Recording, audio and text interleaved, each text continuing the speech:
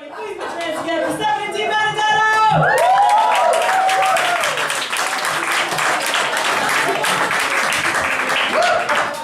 Hey guys.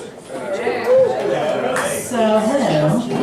So, I just returned from a trip to Seattle, which was great, but it's good to be back, you know.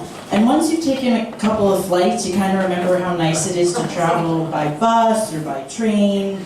It's a little more relaxed, people aren't freaking out.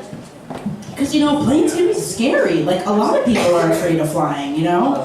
And it just feels a little more risky, because, you know, there's nothing worse than a meaty fart on a small airplane. You know the ones that make the air taste like salami. To quote a close friend of mine, vile. But I mean, yeah, seriously, a really bad fart on a small plane can take out half the crew. Forget about it. Deadly. It's the world we live in today, you know, what can we do?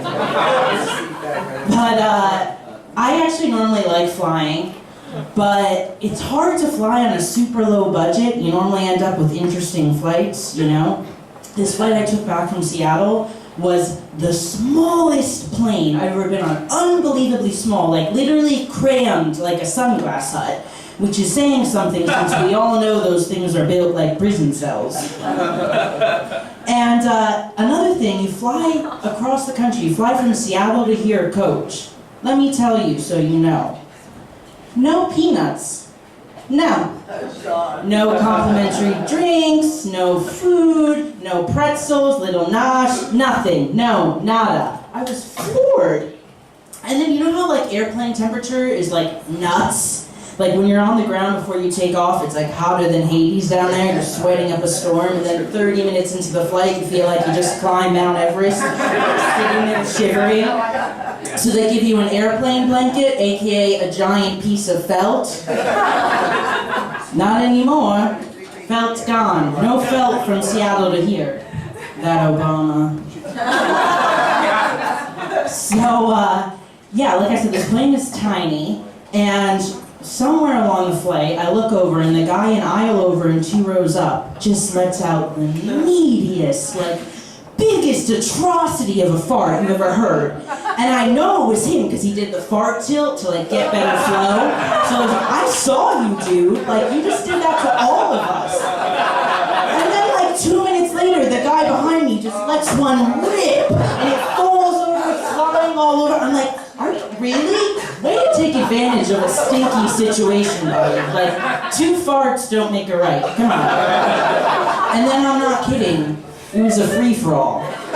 It didn't end there. Just everyone just released. I don't know if there was a line for the bathroom, if it was especially terrifying, more than other airplane bathrooms, but everyone just went nuts.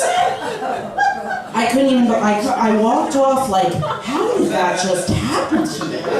What did I just sign up for? Like, I don't understand.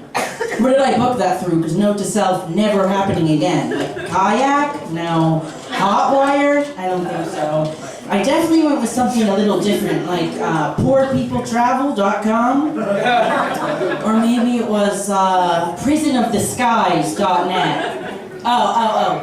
survivethissurviveanything.com. That was it. It was the last one. I thought it was an edgy choice. I am my own worst enemy. But yeah, so I get to Seattle, and I stay with 2 of my friends who have 2 cats. So I got like a lot of cat time in, which for me was literally more time than I've spent with cats ever. And I was kind of like, wow, I can't believe I'm not around these guys more. Like, cats are so hot right now. But actually, everyone and their mother is obsessed with cats right now. They're all over the internet. Have you noticed this? Fucking internet stars. Cat memes, cat selfies, cats in space, everyone knows a cat guy. We all know. So they're just like, I was like, I can't believe it. And you know what? Like, how did this happen so quickly? When did all the cats decide to get together and hire the best publicist ever? Like, how did that happen? How did that happen so quickly? That Kris Jenner. But yeah, so we leave the kitties, and we go for a drive, And my friends start talking about how Seattle drivers are so irritating and yada yada, and we start talking about what makes a good driver. So someone says, you know, you can always tell a good driver by how well they use their mirrors. And I'm sitting in the back like, mirrors? As in more than one? Like plural? Oh, you mean those schmutzies sticking out of the side of the car with a little sticker that says objects may appear bigger than they are, blah, blah. Like there's literally a sign on it that says, this is wrong. No, I don't use those. What, like a fucking idiot? No, just a bad driver, apparently. And finally, obviously, I strategically changed the subject so we wouldn't have to deal with that. We arrive at this coffee shop, and I order a coffee instead of a coffee, I guess, because this girl gives me this weird look, like, who are you? And it just like, literally I just spaced out and thought of it was the exact look the first time I heard the word cock. Cock. Are you following me? Cock. Yeah, my friend, we were in class, my friend's telling me a story, and he just keeps saying cock, cock gun, something about a leak in a bathtub, cock this. And I'm just like, hold, like, we gotta stop here. Are you telling me a story right now and literally just saying the word cock in a Boston accent? Is that what's happening right now?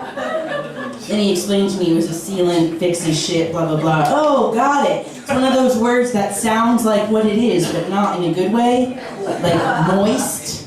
So we start joking around, you're like, moist cock. How do you like your cock? Moist. Who doesn't? Our teacher's looking over at us like, my, I think those kids are talking about wet dicks! Rule number 1, always make a lasting impression. / don't fart in the common space on an airplane. Don't be that guy, you're better than that. Sorry. I don't forgive you.